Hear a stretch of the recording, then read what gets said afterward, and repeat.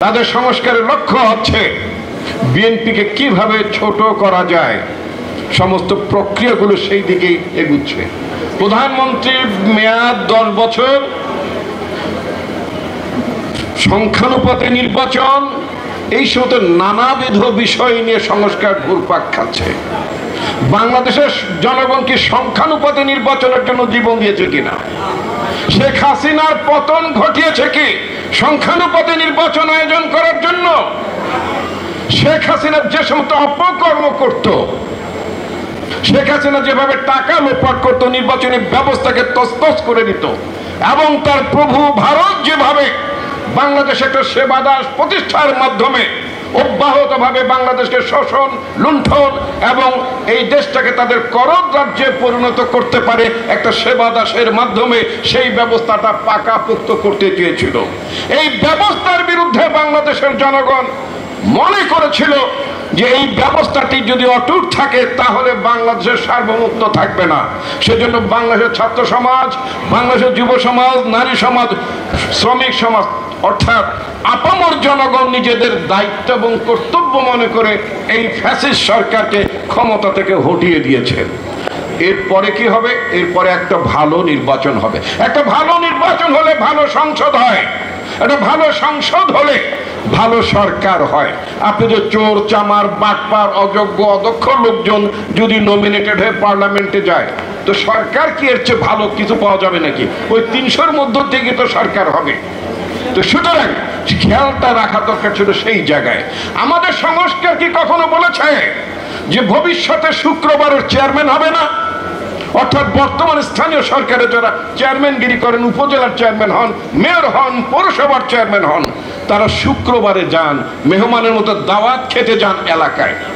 5 days a week, সপ্তাহে 5 দিন chairman এর দায়িত্ব পালন করেন না। আমাদের যারা এমপি হওয়ার পরে তারা চলে যান ঢাকায়, সারা বাংলাদেশ থেকে। নামটা হচ্ছে এমপি হোস্টেল, বানিয়ে ফেলেন ওটাকে এমপির বাসভবন। বউ বাচ্চা নিয়ে ওখানে থাকেন তারা। কি মজা! এই দিল্লিতে কি এমপিরা থাকে নাকি পার্মানেন্টলি? ভারতে ওই কলকাতার লোকেরা, বিহারের লোকেরা, উড়িষ্যার লোকেরা, মহারাষ্ট্রের লোকেরা, নানা রাজ্যের লোকেরা, তারা তো তাদের নিজেদের এলাকায় অধিবেশন শেষ হওয়ার করে চলেছে। ব্রিটেনও তাই, আমেরিকাও তাই। এটা আজব দেশ বানিয়েছি আমরা।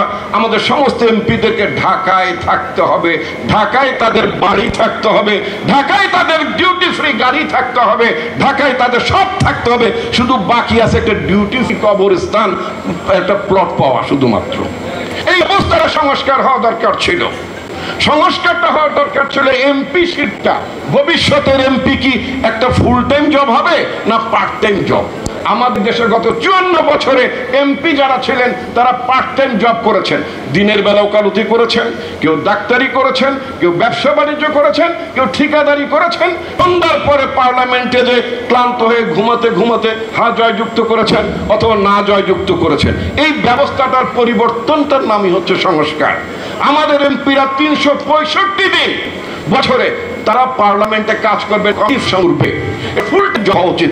সংস্কার এই নিয়ে কোনো আলোচনা নাই। এমপিদের বেতন ভাতা বৃদ্ধির কোনো আলোচনা নাই। এমপিদের পেনশন কি করে হবে এটা অত দূরে যাওয়া দরকার। ইন্ডিয়াতে তো একজন মানুষ এমপি যদি না থাকে তাকে পেনশন দেওয়া হয়।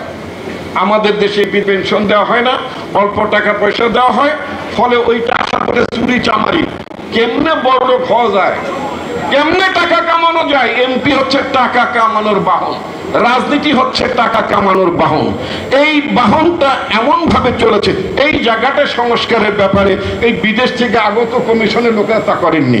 বন্ধুগণ, আমি আমার বক্তব্য দীর্ঘায়িত করতে চাই না। আমাদের সভাপতি আমাকে ইতিমধ্যে তারা দিয়েছেন, আমি আমার বক্তব্য শেষ